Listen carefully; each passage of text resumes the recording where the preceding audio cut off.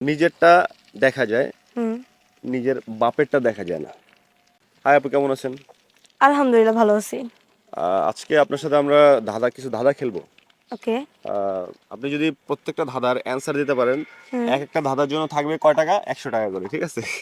100 টাকা ওকে। করে, যাই হোক সমস্যা নাই। 500 টাকার নোট আছে এখানে।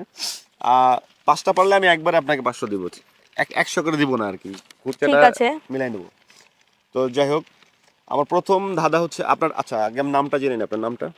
আমার নাম সুরায়া তানহা। সুরায়া তানহা। তানহা হচ্ছে নিকনেম, তাই তো? হুম। ঠিক আছে তানহা, আমরা শুরু করি তাহলে। হ্যাঁ, অবশ্যই। আচ্ছা, আমার প্রথম ধাঁধাটা হচ্ছে, কোন জিনিস হুম। নিজেরটা দেখা যায়, হুম। নিজের বাপেরটা দেখা যায় না?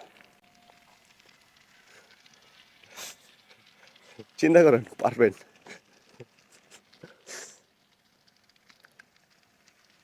কোন জিনিস নিজেরটা দেখা যায়, নিজের বাপেরটা দেখা যায় না?